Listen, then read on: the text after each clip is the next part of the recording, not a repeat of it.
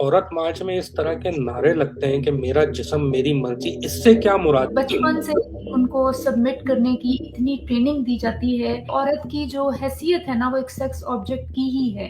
Britain के जो मुसलमान हैं वो बहुत ज़्यादा रेडिकल एक्सट्रीमिस्ट हैं। यानी कि इतना बड़ा एक झूठ बोला जाता है कि इस्लाम औरत को इक्वल राइट्स देता है, लेकिन उसको इजाजत नहीं है कि वो घर से बाहर जाए। ये अमेरिका में रहते हैं। या कोई बात उससे ऐसी सरजद ना हो जाए कि ये खानदान के मर्दों की इज्जत पे हर्फ आ जाए। कुरान से शादी करा दी। हर तरह की ऑपरेशन है ख़वातीन की, और जो इस्लाम से ही आती है, उसकी रूट कॉज इस्लाम है। खानदान के मर्दों की इज्जत का बोझ डाल दिया जाता है। इसी तरह कत्ल कर दिया जाता है कारोकारी के नाम। तो उसका नतीजा ये हो रहा है कि अब एथियज्म पाकिस्तान में बढ़ रही है। अगर तो वो सॉफ्टवेयर वर्जन इस्लाम का ले आते हैं तो शायद इस्लाम का जो है फेस सेविंग हो जाती, लेकिन मॉडरेट मुसलमान खामोश रहे। बेटी जब पैदा हो जाती है तो अब कोई ऑप्शन नहीं है, तो फिर अब उसको फिर बाद में कहा जाता है कि वो अल्लाह की रहमत है, और जब पता चलता है कि लड़की है तो अबॉर्ट करा दिया जाता है। हिंदुइज्म में भी वही है, क्रिश्चियनिटी में भी यही है, लेकिन मसला ये है कि वो मज़ाहिब जो हैं वो इवॉल्व हो चुके हैं वक्त के साथ साथ। तो इस्लाम है, उसमें स्टबर्ननेस बहुत ज़्यादा नज़र आती है। घर से बाहर नहीं निकलना है, जो बाप ने कह दिया वो मानना है, जो शौहर का हुक्म है वो आखिरी हुक्म है। 1988 में डेनिसन कैंडियोटी ने एक टर्म इंट्रोड्यूस की थी, इसको कहते हैं बार्गेन विद पेट्रियार्की। आप पाकिस्तान के मसाइल को डिस्कस कर ही नहीं सकते इस्लाम को टच किए बगैर। तो वो सारे माशरे आपको वहाँ पर एक जो है ना एक बदबू और एक सड़ापन नजर आएगा आपको। मर्दों ने ही फिर रिलीजन्स बनाए हैं। अब 12 साल 14 साल 16 साल की लड़कियां ही भाग के आ रही हैं, कोई लड़का भाग के नहीं आ रहा। कोई हिंदू लड़का मुसलमान क्यों नहीं हो रहा? जाहिर करते हैं कि लड़की खुद भाग के आई और उसने इस्लाम कबूल कर लिया। ये जो कल्चर और मजहब है ना, ये इंटरट्वाइंड है, ये इनको आप आइसोलेट नहीं कर सकते। फिर पब्लिक स्पेसेस मेल ऑक्यूपाइड हैं, आप बाहर जाते हैं तो अपने आप को बचा बचा के निकलते हैं। इस्लाम तो इन सब में बाद में आया ना, और जब इस बाद में आया तो कम से कम इस्लाम में तो ये चीजें रिफॉर्म होनी चाहिए थी। खुद वो जा रहे हैं, नाइट क्लब में जाते हैं, बाहर भी जा रहे हैं, वो खुद खुद पे इम्प्लीमेंट नहीं है, लेकिन वो औरत पे और बच्चों पे जो है उन्होंने किया हुआ है। जब तक मर्द की सोच नहीं बदलेगी, आप औरत से बेचारी से क्या एक्सपेक्ट कर सकते हैं?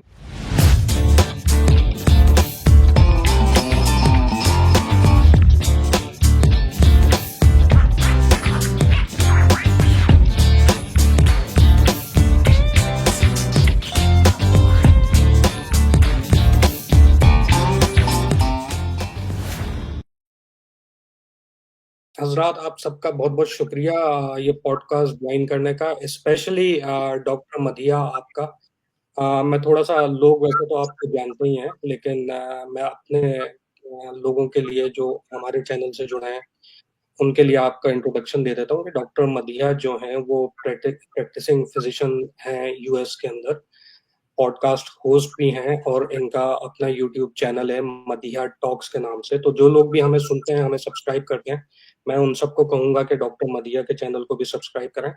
और डॉक्टर मदिया जो हैं वो एक सोशल मीडिया एक्टिविस्ट हैं, वुमेन राइट्स के हवाले से, डॉगमा के हवाले से, और मुख्तलिफ इस तरह के रिलेटेड टॉपिक्स जो हैं उसको वो लेके आती हैं, और उसमें जो खवातीन का पॉइंट ऑफ व्यू है बेसिकली उसके ऊपर वो बहुत खुल के और काफी अरसे से काम कर रही है।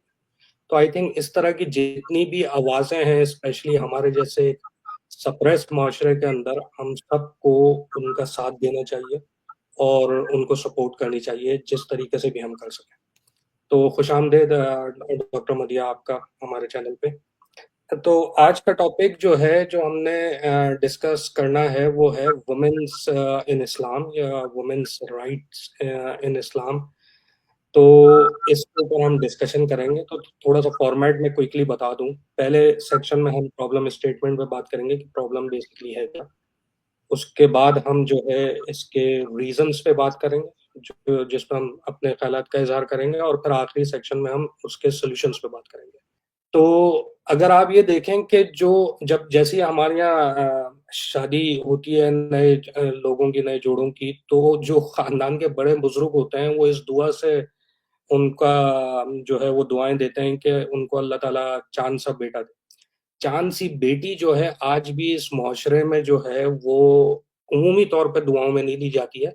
हाँ, बेटी जब पैदा हो जाती है तो अब कोई ऑप्शन नहीं है, तो फिर अब उसको फिर बाद में कहा जाता है कि वो अल्लाह की रहमत है और ये सब ड्रामेबाजी। बट एक्चुअली जब और बेटी पैदा होती है तो उसकी एज़ सच खुशी किसी को होती नहीं है। ये हमारे माशरे का एक जो ना बहुत बड़ा एक इश्यू है, और बल्कि मैं तो यहाँ तक कहूँगा कि बहुत सारे इस तरह के केसेस भी आपको सुनने में आते होंगे कि जब पता चलता है कि लड़की है तो अबॉर्ट करा दिया जाता है। तो ये ज़माने जाहिलियत की चीज़ें जो कि एक ज़माने में जब लड़कियों को पैदा होते ही कत्ल कर दिया जाता था, ये आज भी इसी तरह इस माशरे में किसी हद तक मौजूद है, जो कि इस माशरे की पैट्रियार्की सोच और मिसोजिनिस्ट सोच को ही नुमाइंदगी करती है। इसी तरह जब बच्ची पैदा होती है, अभी वो बड़ी भी नहीं हो पाती है कि उसके ऊपर जो है खानदान के मर्दों की इज़्ज़त का बोझ डाल दिया जाता है। यानी कि एक छोटी-सी बच्ची जो है वो बाप और भाई की इज़्ज़त बन जाती है। फिर जब वो बड़ी होती है, उसकी शादी होती है तो वो अपने शौहर की, और फिर कल को अगर उसका बच्चा लड़का पैदा हो जाता है तो फिर वो लड़के की इज़्ज़त बन जाती है। वो सारी ज़िंदगी अपनी, अपने बाप के घर से लेके अपनी मरने तक वो इसी प्रेशर के अंदर जो है वो रहती है ज़िंदगी भर कि कुछ ऐसा ना कह दे, कर दे, या कोई बात उससे ऐसी सरज़द ना हो जाए कि ये ख़ानदान के मर्दों की इज़्ज़त पे हर्फ़ आ जाए। तो ये प्रेशर हमारे यहाँ की औरत के ऊपर हमेशा रहता है। अब इसके अंदर कल्चरल पहलूज़ भी हैं और जो है मज़हबी पहलू भी हैं। इसी तरह अगर आप देखें हमारे माशरे की एक डाइकोटोमी अगर आप देखें पाकिस्तानी सोसाइटी के अंदर कि भाई अगर जो है मुख्तलिफ लड़कियों से, एक से ज़्यादा लड़कियों से एक वक़्त में सेटिंग करके घूम रहा होता है, तो ख़ानदान में उसके ऊपर फ़ख्र महसूस किया जाता है। मगर वही लड़की जो कि एक आदमी के लिए ताल्लुकात की सूरत में, डेटिंग की सूरत में जिस पे वो फ़ख्र महसूस कर रहे होते हैं, वो अपने घर के मर्दों के लिए बाइस शर्म बन जाती है। तो ये एक जो डाइकोटोमी है हमारी सोसाइटी की एक मुनाफ़िकत है बेसिकली मैं कहूँगा इसको। ये जो है आपको हर जगह, हर घर के अंदर नज़र आएगी आपको। इसी तरह वुमेन्स को अगर आप देखें, औरत को देखें तो आम तौर पे अगर आप देखें उसको तो एज़ अ प्रॉपर्टी और एक ऑब्जेक्ट ऑफ सेक्सुअल डिज़ायर के तौर पे जो है उसको ट्रीट किया जाता है। और उसके अंदर फिर मैं वही बात कहूँगा कि मज़हब, कल्चर हर चीज़ उसके बैकग्राउंड में आ जाती हैं। बट वो ट्रीट इसी तरीके से होती है कि घर से बाहर नहीं निकलना है, जो बाप ने कह दिया वो मानना है, जो शौहर का हुक्म है वो आखिरी हुक्म है, फिर बेटे की जो है बात सुननी है उसने फिर ज़िंदगी भर।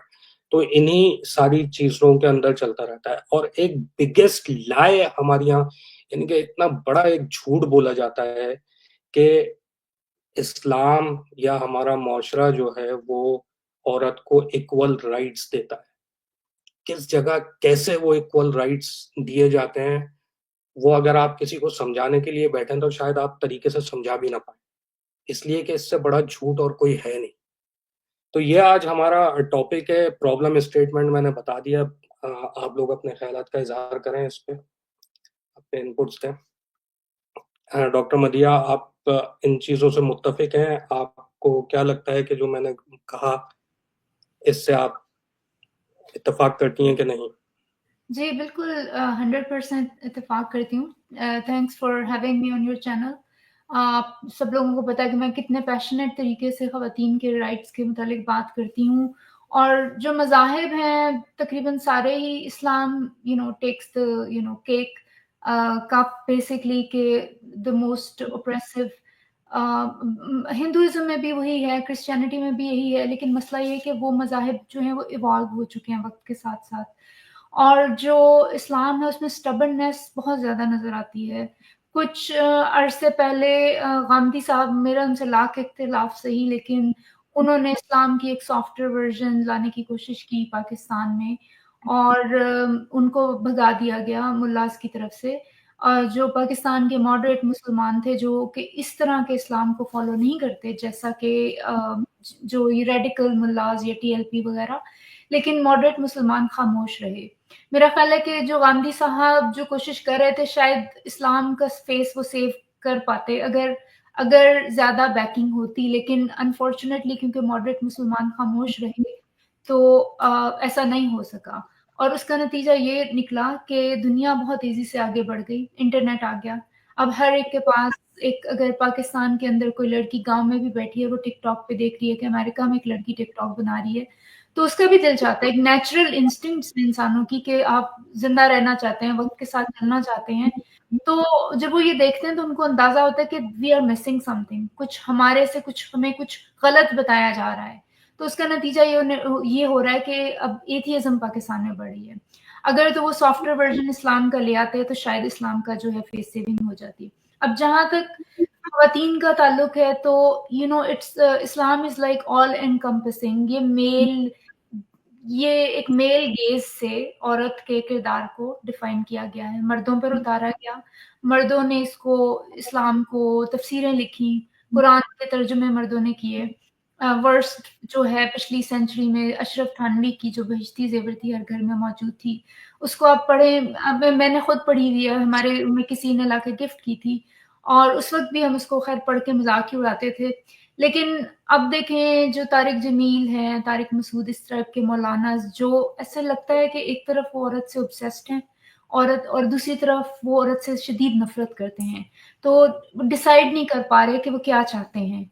तो अभी एक वीडियो मेरी नज़र से गुज़री, वो ब्रिटेन में एक मुसलमान है और जो ब्रिटेन के जो मुसलमान हैं वो बहुत ज़्यादा रेडिकल एक्सट्रीमिस्ट हैं। एक बहुत ज़्यादा। गेटो हुई हुई है उनकी। यूएस के मुसलमान बहुत मुख्तलिफ हैं, बहुत थोड़े से रोशन ख़्याल हैं, वो इस तरह की गेटोइज़ेशन नहीं मिलती आपको। तो मेरा ख़्याल है कि सोशो इकोनॉमिक स्टेटस का भी डिफ़रेंस है। तो मैं उनकी एक वीडियो देख रही थी जिसमें वो ये कह रहे थे कि God created man and then God created women for man's pleasure. तो ये एक सोच है जिससे आपको अंदाज़ा होता है कि औरत की जो हैसियत है ना, वो एक सेक्स ऑब्जेक्ट की ही है एक आम मुसलमान की नज़र में। तो उस सेक्स ऑब्जेक्ट से अगर सेक्सुअल प्लेज़र लेगा या फिर उसको एक बेबी मेकिंग मशीन बना के घर में रखेगा, तो उसके अलावा औरत की कोई वक़्त नहीं है। और ख़वातीन अगर आप देखेंगे कि बहुत ज़्यादा इस्लाम को फ़ॉलो करती हैं, डिफेंड करती हैं, इसलिए कि उनकी जो एक सेल्फ वर्थ है, बचपन से उनको सबमिट करने की इतनी ट्रेनिंग दी जाती है कि वो इसी को नॉर्मलाइज़ कर लेती हैं और वो समझती हैं कि शायद यही नॉर्मल है। एक नॉर्मल इंसान जो वेस्ट में बैठी हुई अगर मेरी बेटी है, तो वो उसको एक ऑब्वियसली नज़र आ रहा है कि ये मेरे साथ ज़्यादती हो रही है, मैं इसको नहीं मानती। लेकिन जब आप उसी माहौल में बड़े हो रहे हैं, तो आपको ये नॉर्मल लगता है सब कुछ। जो जेंडर बेस्ड ऑपरेशन है ख़वातीन की, फाइनेंशियल ऑपरेशन है, हर तरह की इमोशनल ऑपरेशन है, सेक्सुअल ऑपरेशन है, हर तरह की ऑपरेशन है ख़वातीन की और जो इस्लाम से ही आती है, उसकी रूट कॉज़ इस्लाम है। आप पाकिस्तान के मसाइल को डिस्कस कर ही नहीं सकते इस्लाम को टच किए बगैर। तो रूट कॉज़ को डिस्कस करना बहुत ज़रूरी है और मतलब मैं ये समझती हूँ कि इस्लाम को आप ऐसे ख़त्म नहीं कर सकते। मेजॉरिटी जो लोग हैं वो मज़हब से किसी न किसी तरह जुड़े रहना चाहते हैं क्योंकि उनकी इमोशनल नीड्स को करता है, फुलफ़िल करता है। खुदा की उनको ज़रूरत है, बहुत एक्ज़ॉटिक कॉन्सेप्ट है खुदा का। तो मेजॉरिटी जो मुसलमान है 80% मैं ये कहूँगी कि वो ये मज़हब को वो इसलिए नहीं मानते हैं कि वो बुरे लोग हैं, वो दे हेट वुमेन, वो समझते हैं वो खुदा के कॉन्सेप्ट से जुड़े रहना चाहते हैं। तो मैं ये समझती हूँ कि इसका सॉल्यूशन आप सॉल्यूशन के एंड में बात करेंगे लेकिन सॉल्यूशन रिफॉर्म्स ही हैं। एग्ज़ैक्टली एंड आई थिंक आपने बिल्कुल सही कहा कि मज़हब से ही बहुत सारी चीज़ें आती हैं। लेकिन मज़हब जो है क्योंकि इंसान ने बाद में डेवलप किया है। पहले जो जो मुख्तलिफ कल्चर डेवलप हुए हैं, मुख्तलिफ सिविलाइज़ेशंस डेवलप हुई हैं। मज़हब जब उनके अंदर आया तो उस सिविलाइज़ेशन में औरत को जिस तरीके से ट्रीट किया जाता था, मज़हब ने बेसिकली एक टूल, एक कानून की बैकिंग काइंड ऑफ दी, एक अनदेखे खुदा की बैकिंग दी उस कल्चर को के अंदर औरत के साथ जो कुछ भी हो रहा था, उसको सपोर्ट करने के लिए। सो आई थिंक मज़हब जो है उसकी इंटरप्रिटेशन ऐसे की जाती है कि कल्चरल इश्यूज जो हैं या कल्चर के अंदर जो भी औरतों के साथ जिस तरीके से भी बिहेवियर होता है उसको सपोर्ट मजहब कर देता है। इस तरह की इंटरप्रिटेशन मजहब की जाती है। तो it's all about the interpretation. जैसा आपने खुद कहा कि गांधी साहब ये कोशिश कर रहे थे कि वो मजहब की एक सॉफ्ट इमेज क्रिएट करें। इसका मतलब वो एक री इंटरप्रिटेशन करने की कोशिश कर रहे थे मजहब की मुख्तलिफ चीज़ों के हवाले से, स्पेशली औरतों को लेकर। जो कि नहीं करने दी गई, और यही हमारा एक सबसे बड़ा अलमिया है। और हम लोग अपनी पॉडकास्ट पे इन चीज़ों पे ख़ास तौर पे बात करते हैं कि कुछ ऐसी इंटरप्रिटेशंस हैं मज़हब की मार्केट में मौजूद, ऐसा नहीं है कि आप इसको रीइन्वेंट कर रहे हैं व्हील को, वो मार्केट में मौजूद है और कई सौ सालों से मौजूद है, कि जिनमें ये जो ट्रेडिशनल इंटरप्रिटेशन है कि जो कि इतनी हार्श इंटरप्रिटेशन है, जिसके अंदर औरत वाला मैटर भी आ जाता है, वो उससे बिल्कुल हटकर है, मगर उनको इन्होंने बाय फोर्स जो है वो मंज़र से आउट कर दिया, और ये जो एक हार्ड इंटरप्रिटेशन है, इसको जो है ज़्यादा फ़रोग़ दिया है, कि जिसके अंदर औरत को बिल्कुल सप्रेस करके रखा गया है। जी, शुक्रिया। हाँ, जिस तरह डॉक्टर मदीया ने कहा और जिस तरह आपने कहा बिल्कुल सही है, आपकी बातें हैं। थोड़ा-सा मैं इसमें ये सिर्फ़ ऐड करना चाहूँगा कि देखें इस्लाम से पहले कौन से मज़हब आए थे? अगर आप देखें हिंदुइज़्म सबसे पुराना मज़हब है, लेकिन उसमें भी जो है फिर सती का कॉन्सेप्ट जो है यानी औरत को जला दिया जाता है अगर उसके हस्बैंड की डेथ हो जाए। इसी तरह क्रिश्चियनिटी में भी डिस्क्रिमिनेशन होती रही औरतों के साथ, जुडाइज़्म में भी हुई, सिखिज़्म में भी। इस्लाम तो इन सब में बाद में आया ना, और जब इस बाद में आया तो कम से कम इस्लाम में तो ये चीज़ें रिफ़ॉर्म होनी चाहिए थी। इस्लाम में तो उल्टा जो पुरानी प्रैक्टिस है उनको ख़त्म करके और औरत को ज़्यादा जो है मकाम देना चाहिए था। ये बहुत लेकिन खूबसूरत बात ये है, इस पे मैं एक चीज़ ऐड करता जाऊँगा बस, हुँ, जीएन भाई, के अगर ये वाक़ई जो है कॉपी पेस्ट नहीं होता इस्लाम, यहूदीइज़्म का और क्रिश्चियनिटी का, तो शायद रिफ़ॉर्म्स होती हैं। ये बेसिकली कॉपी पेस्ट है। रिफ़ॉर्म जी, कहाँ जी, से बिल्कुल। होंगी? जी हाँ, जी हाँ। तो वही है ना, और दूसरी बात जैसे आपने कहा कि ज़माना जाहिलियत में जो है चलो ठीक है, होता होगा, लेकिन ये तो आज भी हो रहा है। अच्छा, मैं आपको मज़े की बात बताऊँ, ये पाकिस्तान में तो एक अलग ही मामलात जो चल रहे हैं, स्पेशली ख़वातीन के साथ। लेकिन मैं यूएस में इवन हमारे कुछ जानने वाले हैं यहाँ पर, फैमिली फ्रेंड्स हैं, तो यकीन करें मैं यहाँ देखता हूँ तो यहाँ पे भी जो है उनके पास इतने, यानी कि एक मैं मिसाल दूँगा, नाम नहीं लेना चाहता लेकिन मैं मिसाल दे रहा हूँ कि एक खातून है, 2 बच्चे हैं उसके, और उसके हस्बैंड ने उसको अपार्टमेंट लेके दिया हुआ है, खाने-पीने का खर्चा, वो ग्रोसरी वगैरह करके, लेकिन उसको इजाज़त नहीं है कि वो घर से बाहर जाए। ये अमेरिका में रहते हैं। अच्छा, आप बताएँ? जी, क्यों पाकिस्तानी। भई? बाहर का माशरा ठीक नहीं है, बच्चे हैं, उसमें एक बेटी है, ये बाहर जाएगी तो यूँ होगी, छोटी-सी बच्ची को स्कार्फ़ पहना दिया है। तो ये यहाँ पे भी हो रहा है, और ये एक फैमिली नहीं 3 फैमिलीज़ को मैं जानता हूँ, जो इस तरह हो रहा है। वो बाकायदा बेचारी वो जो घर में बैठी है क्या करें? सिवाय वो पाकिस्तानी न्यूज़ या ड्रामा देखने के। तो ये पाकिस्तान में तो चलो हो रहा है, लेकिन अमेरिका में जैसे मुल्क में भी जहाँ आपको आज़ादी है, आप बहुत सारी चीज़ें एक्सप्लोर कर सकते हैं, मतलब, लेकिन वो उनको इजाज़त नहीं है। बेसिकली जो वो जो पैट्रियार्की वाली जो सोच वो लेके आते हैं अपने मुआशरों से, बैक होम से, तो वो फिर दुनिया के किसी भी मुआशरे में, किसी भी जगह पे चले जाएँ, वो सोच उनकी नहीं बदलती ना, और जब तक मर्द की सोच नहीं बदलेगी, आप औरत से बेचारी से क्या एक्सपेक्ट कर सकते हैं? क्योंकि वो लेकिन ये आज सोच लेकिन ये सोच जो है ना, अगर इतने मज़हबी बनते हैं तो वो अपने ऊपर भी इम्प्लीमेंट करें ना।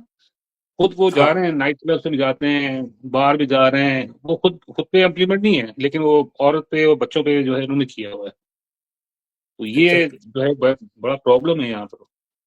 पाकिस्तान में ये तो तो है है ही है, ही। अमेरिका जैसे मामले में भी जो है। मर्द की एक कहना चाहिए कि हमारे यहाँ एक ट्रेडिशनल पैट्रियार्किकल सोसाइटी के अंदर जो एक कॉन्सेप्ट है वो ये है कि मर्द के पास लाइसेंस टू किल है, हर किस्म की आज़ादी है, उसको सब कुछ वो कर सकता है, मगर वही तमाम चीज़ें औरत को अलाउड नहीं है।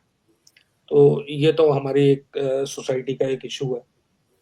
मगर जहाँ आपने ये बात करी कि ये बहुत सारे कल्चर्स में इस तरीके से है, मैं बिल्कुल मानता हूँ ये बहुत सारे कल्चर्स में है, और अभी भी आज की डेट में भी होता है। मतलब अगर आप बॉलीवुड की बहुत सारी फ़िल्में उठा के देख लें, कि जिसमें वो हिंदू कल्चर दिखाते हैं अपने गाँव देहात का, तो वहाँ पे जो पर्दे का कॉन्सेप्ट वो दिखाते हैं, वो इतना शदीद पर्दे का कॉन्सेप्ट है कि वो बिल्कुल जैसे आपको पाकिस्तानी मुस्लिम मुआशरों के अंदर मिलता है, उसी तरीके का है कि वो औरत किसी भी गैर मर्द के सामने आ नहीं सकती है, घर से बाहर निकल नहीं सकती है, और किसी भी नामहरम के सामने नहीं आ सकती है। प्लस अगर यहूदीइज़्म के अंदर आप देखें, हम लोग यहाँ यूके में रहते हैं, हमने ऑब्ज़र्व किया है कि यहूदियों के अंदर भी एक सेक्ट है उनका ऐसा, कि जो अपनी औरतों को, लड़कियों को, जवान लड़कियों को, मैं छोटी बच्चियों की बात नहीं कर रहा, जवान लड़कियों को वो गंजा कर देता है, जस्ट सो दैट के जो है वो अट्रैक्ट ना करें किसी मेल को।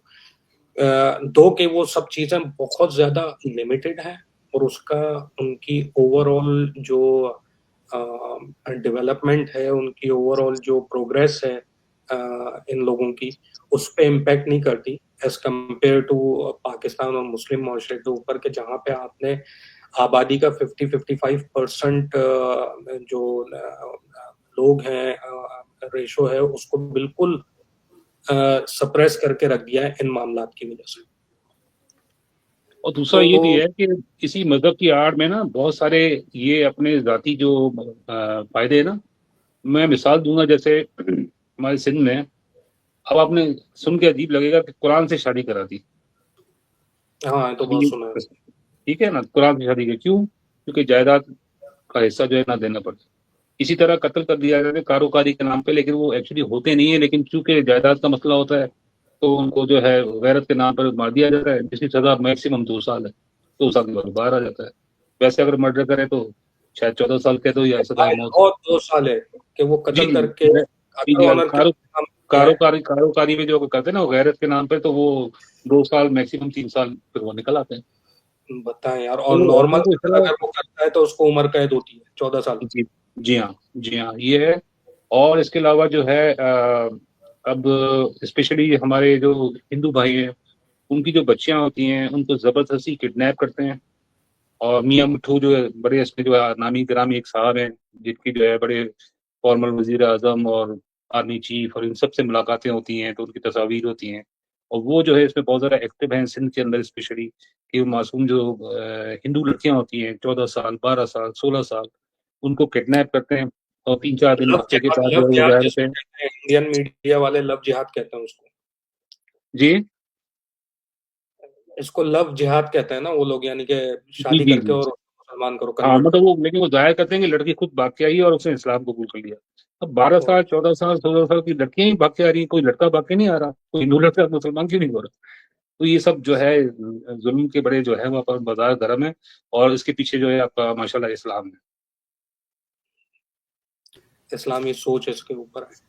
इस चीज से मुझे एक सवाल ये जहन में जन्म लेता है कि जैसे हमने पहले बात करी कि इस्लाम की एक इंटरप्रिटेशन है, मजहब तो तमाम ही मजाहिब बेसिकली वो सारे ही मैजिकल स्टोरीज और इस तरह के सुपरफिशियल किस्म के बिलीफ सिस्टम्स हैं। किसी के पास कोई सबूत नहीं है, मगर बिलीवर के लिए सबूत की जरूरत ही नहीं है, उन्होंने सब कुछ देखा हुआ है, सब कुछ उनको यकीन है और सब कुछ है उनकी नजर में। मगर मसला ये है कि ये सारी चीजें जो हैं ये आपके कल्चर से आती हैं या आपके मजहब से आती हैं या मजहब की रॉन्ग इंटरप्रिटेशन से आती हैं? जी, मैं इसका जवाब देती हूँ कि ये जो कल्चर और मज़हब है ना, ये इंटरट्वाइंड है, ये इनको आप आइसोलेट नहीं कर सकते। सारे जो क्रिएशन ऑफ पैट्रियार्की, बेसिकली जब प्राइवेट प्रॉपर्टी का कॉन्सेप्ट आया हज़ारों साल पहले, मज़ाहिब के भी बनने से पहले, कि इन मर्दों ने अपनी एक प्राइवेट प्रॉपर्टी रखनी है, खेत का एक छोटा-सा टुकड़ा रखना है, फिर आपने घर बनाना है, फिर आपने उसकी हिफाज़त करने के लिए औरत को घर में रखना है, फिर वो औरत आपकी प्राइवेट प्रॉपर्टी है, वो जायदाद है आपकी, बच्चे भी आपकी प्राइवेट प्रॉपर्टी हैं। तो अगर आप इसको बैक ट्रैक करें तो जो ओल्डेस्ट रिटन डॉक्यूमेंट्स हैं वो आपको मेसोपोटामिया से आते हैं, जो करंट डे इराक और शाम है, ठीक है? वो ओल्डेस्ट रिटन डॉक्यूमेंट्स आपको वहाँ से मिलते हैं। तो जिस तरह आई थिंक रोज़ेटा स्टोन है, ये वो, उससे उसमें आपको जो पता चलते हैं ना, कोड्स ऑफ हैम्मुराबी ने जो लॉज लिखे थे, जो किंग था मेसोपोटामिया का, तो उनमें आपको यही नजर आता है कि अगर एक मर्द ने एक स्लेव को मार दिया तो उसकी कीमत वो इतनी देगा, अगर उसने किसी औरत को मार दिया तो किसी दूसरे आदमी की, तो उसकी कीमत थोड़ी सी स्लेव से ज्यादा होगी, लेकिन अगर उसने किसी मर्द को मार दिया तो उसकी कीमत सबसे ज्यादा होगी। इसी तरह बच्चे की कीमत भी कम थी। तो इससे आपको अंदाजा होता है कि एक हायरार्किकल पैटर्न नजर आ रहा है, एक सोशल ऑर्डर नजर आ रहा है, जिसमें मर्द is at the top of the food chain, ठीक है, और उसके बाद फिर औरत आती है, फिर बच्चा आता है, फिर गुलाम आते हैं, ठीक है। तो ये जब मर्दों ने ही फिर रिलीजन्स बनाए हैं, तो वही आपको जो कोड ऑफ हम्मुराबी, कुछ मेरा ख्याल है कोड नंबर 117 है, 119 है, वो उसी तरह आपको ट्रांसलेट होता हुआ इस्लाम में नजर आता है। बिल्कुल ऐसे लगता है जैसे कॉपी पेस्ट किया गया है, जिसमें स्पेशली जो पर्दे वाली आयतें हैं, ये जो खवातीन की वर्जिनिटी का कॉन्सेप्ट है या खवातीन के पर्दे का कॉन्सेप्ट है, वो भी प्राइवेट प्रॉपर्टी से ही आता है, जिसमें हम्मुराबी की और जो मेसोपोटामिया के रिटन डॉक्यूमेंट से आता है कि अगर कोई औरत किसी मर्द के साथ जुड़ी हुई है, बेशक वो उसकी सेक्स स्लेव है, वो मर्द उसको ओन करता है और या उसकी बीवी है, तो वो पर्दा करेंगी। लेकिन जो एक आजाद स्लेव औरत है, वो पर्दा नहीं करेगी, क्योंकि she is a public property. लेकिन अगर वो किसी मर्द की मिल्कियत है, चाहे वो फीमेल स्लेव है, चाहे वो एक औरत है, उसकी बीवी है, वो पर्दा करेंगी। तो यही कॉन्सेप्ट आपको इस्लाम में डिक्टेट होता हुआ नजर आता है। तो जो फिर इस्लाम कहता है कि निकाह करके इज्जत दी, बेसिकली वो यहीं से आया। जी, फिर टेम्पल प्रोस्टिट्यूशन जो है वो आपको हिंदुइज्म में नजर आएगा, जिसमें जो अभी एक रिसेंटली मूवी आई है आमिर खान के बेटे की, महाराजा, राजा। जिसमें टेम्पल प्रोस्टिट्यूशन के टैबू को उन्होंने डिस्कस किया है। ये मेसोपोटामिया से आ रहा है, जिसमें ये होता था कि जो किसी भी कबीले की जो लड़की होती थी, उसको सबसे पहले टेम्पल में रख देते थे, और वहां ये एक ऑनरेबल उसके लिए, वो जो वर्जन थी उसके लिए एक ऑनर की मुकाम था कि कोई भी आएगा, पहले वो उसके साथ सेक्स करेगा, उसके बाद उसकी शादी होगी। सो दिस वाज और इसीलिए वर्जिनिटी इतनी प्रेशियस चीज समझा जाता था कि किंग्स जो हैं उन वर्जन लड़कियों को लेते थे। और इसके पीछे एक और वजह ये भी है कि एसटीडीज हो जाती थी। अगर एक औरत के साथ वो मल्टीपल मेन के साथ वो सेक्सुअली एंगेज है, तो सेक्सुअली ट्रांसमिटेड डिजीजेस किंग्स को ज्यादा होती थी। तो इसलिए खवातीन की वर्जिनिटी को बड़ा एक प्रेशियस चीज समझा गया। उन्होंने ये फिगर आउट कर लिया था कि अगर कोई वर्जिन लड़की के साथ सेक्स करते हैं तो उनको एसटीडीज या सेक्सुअली ट्रांसमिटेड डिजीज नहीं होती। तो इसलिए ये जो वर्जिनिटी का कॉन्सेप्ट है, इसको इतना ग्लोरीफाई किया गया।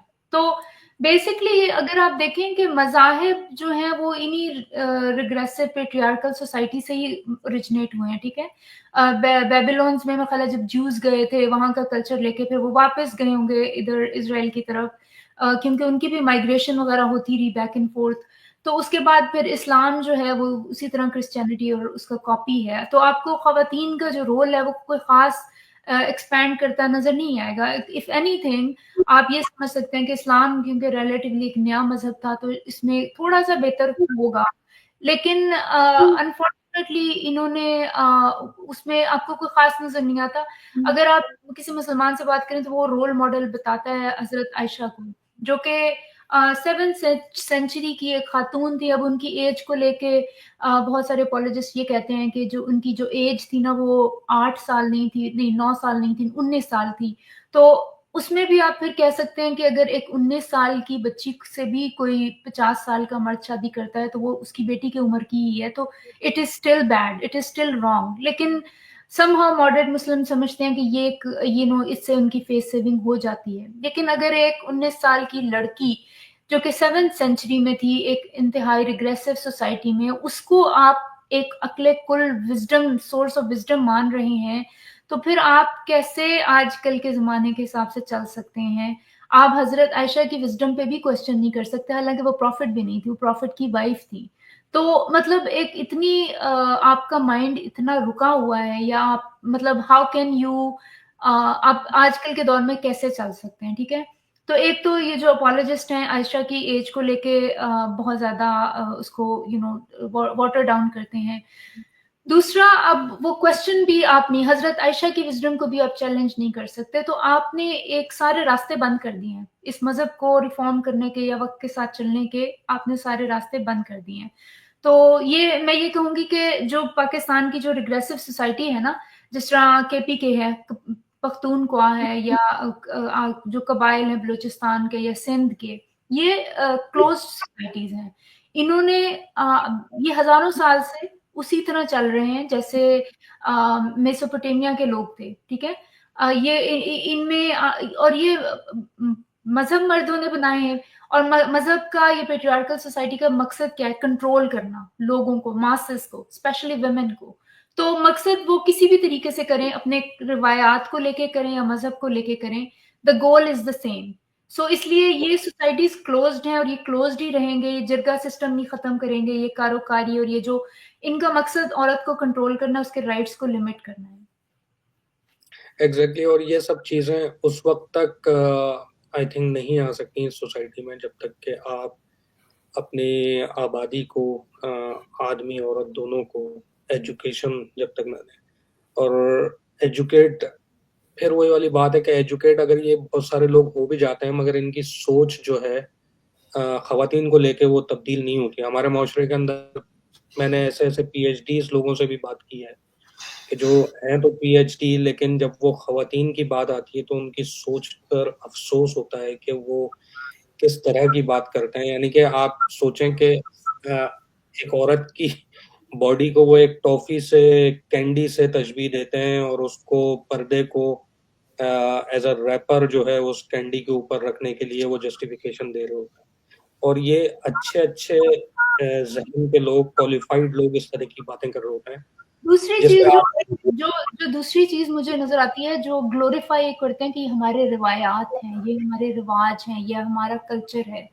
कल्चर कोई, मतलब कल्चर को इतनी, आप देखें कि कल्चर टॉक्सिक है, उस कल्चर ने आपको दुनिया से पीछे रखा हुआ है। तो there is a point, you have to look into your culture कि ये वाकई कोई बहुत अच्छा कल्चर है या अब इसको चेंज होना चाहिए। तो ये भी एक बहुत कंडेमेबल चीज है कि आप कल्चर कह के ना किसी चीज को एक्सक्यूज करें।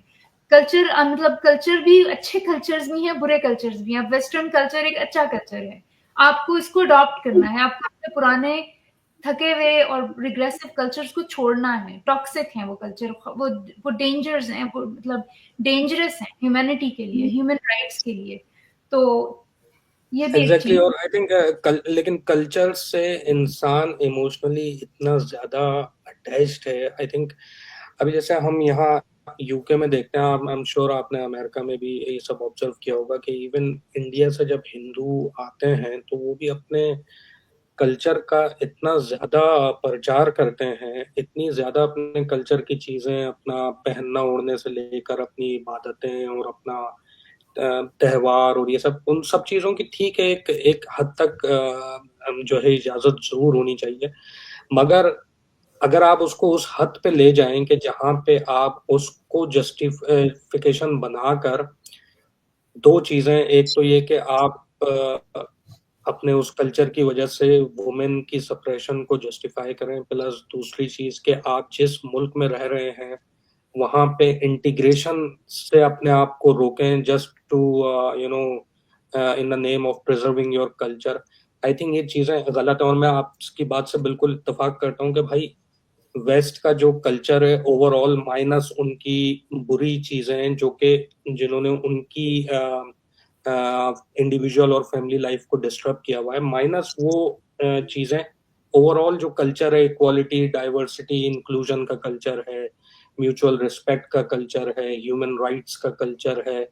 तो इन सब चीजों को आपको अडॉप्ट करना चाहिए इंस्टेड ऑफ के आप फजूल के अपने बेकार से दकियानूसी हजारों साल पुराने कल्चर को, जिसके अंदर किसी किस्म की कोई प्रोग्रेशन नहीं है, उसके ऊपर जो है वो फखर करके बैठे रहें और किसी सूरत भी प्रोग्रेशन की तरफ ना जाए।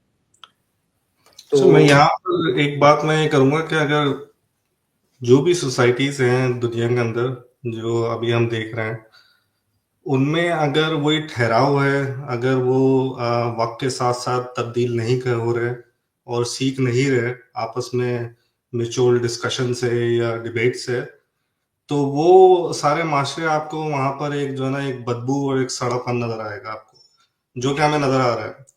और वेस्ट की अगर जहां तक आप एग्जाम्पल लेते हैं तो I will gonna give some examples के सिर्फ 19 सेंचुरी में अराउंड जो 1920 के अंदर आपको जो है ना वुमेन को राइट मिला है वोट का, जो यूएस के अंदर। So they have been progressing as well, कि ऐसा नहीं है कि वो शुरू से कोई बहुत कोई एडवांस है। पिछले कोई 200-300 सालों के अंदर इन्होंने बहुत ज्यादा प्रोग्रेसिव कानून पास किए हैं और आहिस्ता-आहिस्ता करके अपने वो जो बदबू जो थी माशरे से वो आहिस्ता-आहिस्ता करके इन्होंने निकाली है। मगर मसला हमारे साथ यही है कि हम लोग जो हैं वो रिफॉर्म्स कर नहीं पा रहे हैं किसी भी हालत में, क्योंकि हमने ये सोचा हुआ है कि जो रिलीजन ने जो बोल दिया या हमारे कल्चर ने जो बोल दिया बस वो एक पत्थर पे लकीर है। और ये बात जब तक हमारे समझ में नहीं आएगी कि रैशनल डिस्कोर्स से और बेसिकली आपस में दुनिया से सीख के हमें अपने कानून को चेंज करना है, हमें नए कानून पास करना है, पुराने जो दखलअंदाज़ी कानून है उनको हमें चेंज करना है, तो हम कभी भी जो है तरक्की नहीं कर पाएंगे। एग्जैक्टली।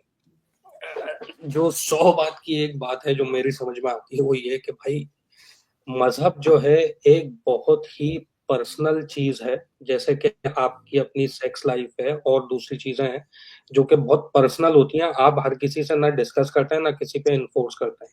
इसी तरह आपको पूरा ये हक है, बेसिक ह्यूमन राइट है कि आपको जो भी बिलीफ करना है आप करें, जिस खुदा पे ईमान लाना है आपको लाएं, जिस चीज को आपको अपने घर में प्रैक्टिस करना है करें, मगर उसको उसकी बेसिस पे पूरी सोसाइटी का कानून ना बनाए। उसकी बेसिस पे जो है आप मतलब हर चीज उसकी हमारे यहाँ हर चीज मजहब की बेस पे हो रही है। आई थिंक जब तक ये चीज लोग इस चीज से अपने आप को डिस्कनेक्ट नहीं करेंगे ये प्रॉब्लम कभी भी सॉल्व होगा नहीं।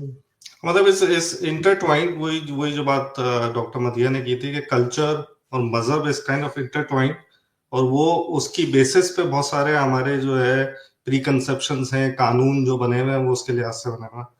तो वो प्रोग्रेस करके गया है, उसका रीजन यही है कि उन्होंने मजहब को ये समझ लिया है कि भाई ये पर्सनल बिलीव्स हैं, आपको आज़ादी है अपने पर्सनल बिलीफ की, लेकिन मुआशरे का कानून और जो सिस्टम है वो इसकी बेस पे नहीं डेवलप कर सकते आप।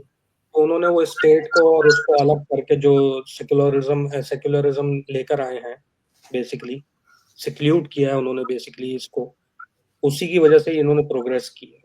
हम लोग ये इस चीज बहुत बड़ा हर्डल है ना वो ब्लास्फेमी लॉज हैं कि आप मजहब पे आप कोई भी क्वेश्चन उठा दें तो वो आपको ब्लास्फेमी लगा देंगे। तो ऐसे खौफ के हालात में ना कोई डिस्कोर्स हो सकता है, ना कोई पॉजिटिव चेंज आ सकती है, ना कोई सोशल मूवमेंट। अब खवातीन औरत मार्च पे ले लें, मार्च आ रहा है तो औरत मार्च लेकर आई हैं तो वो उनको ये कह के शट अप कॉल दे दी गई कि इस्लाम ने तो आपको सारे हुकूक दे दिए, आप वापस चली जाएं, या औरत का मुकाम घर पे है, या जमात इस्लामी की कुछ टीएलपी की औरतें बुरकों में आके उनको अच्छी औरत बुरी औरत का कॉन्सेप्ट। तो आप कोई भी पॉजिटिव चेंज नहीं ला सकते। आगे आपके ये मुल्ला खड़े हैं, आगे आपके ब्लास्फेमी लॉ की तलवार लटक रही है, खौफ के हालात हैं।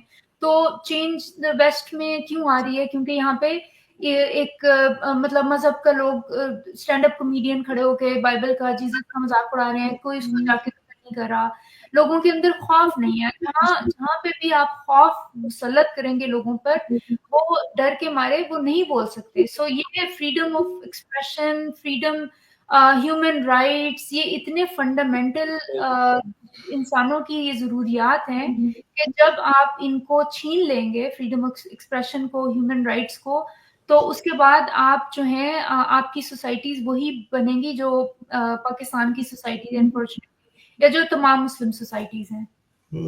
और आई थिंक वेस्ट से गुजर चुका है। Early 16th century 17th century हमारे पास इस तरह के रिकॉर्डेड केसेस हैं कि वहां पर भी ब्लास्फेमी और इस तरह की चीजें जो चर्च वो मैनेज करता था। और जैसे वो बहुत सारे हैं, जुडानो ब्रूनो 16th सेंचुरी के अंदर उसने ही बोला कि जो कॉपरनिकस मॉडल जो है कि सूरज के गिर्द जो है दुनिया घूम रही है और इस तरह के और भी सितारे हैं कायनात के अंदर, तो उनको चर्च को ये बात हजम नहीं हुई, तो चर्च ने उसको जो है बाकायदा जिंदा जला दिया उसको, ठीक है, सबके सामने। तो ये बड़े रिकॉर्डेड चीजें हैं हिस्ट्री के अंदर, हम अभी तक उससे बाहर नहीं निकल पाए। क्रिश्चियनिटी जो है उस चीज से बाहर निकल गई after a very long time, बहुत पेनफुल टाइम उन्होंने देखा, राइट। बट अभी तक I think we are going through our own dark ages. और वो डार्क एजेस उनकी भी उसी वजह से थी कि उन्होंने हर चीज वो मजहब की ऐनक लगा के देखते थे, और हम भी डार्क एजेस में इसीलिए हैं कि हम भी हर चीज़ मज़हब की ऐनक लगा के देखते हैं। जी, जब तक ये ऐनक उतारेंगे नहीं, तब तक आपकी डार्क एजेस नहीं खत्म हो सकती।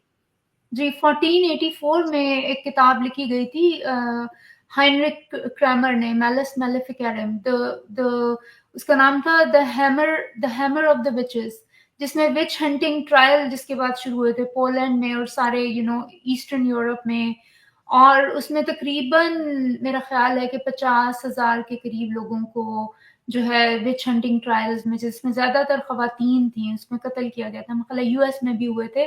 तो ये थी डार्क एजेस जिससे ये यूरोप गुजरा है। उसके बाद इनकी जो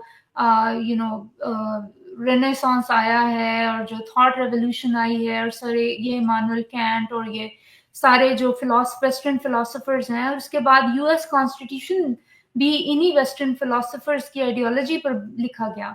तो ये वेस्ट इन सब चीजों से 400-500 साल पहले गुजरा है। तो आप सोचें कि हम 400-500 साल पीछे हैं। कभी मैं सोचती हूँ 400-500 साल पीछे हैं, कभी मैं सोचती हूँ हजारों साल पीछे हैं।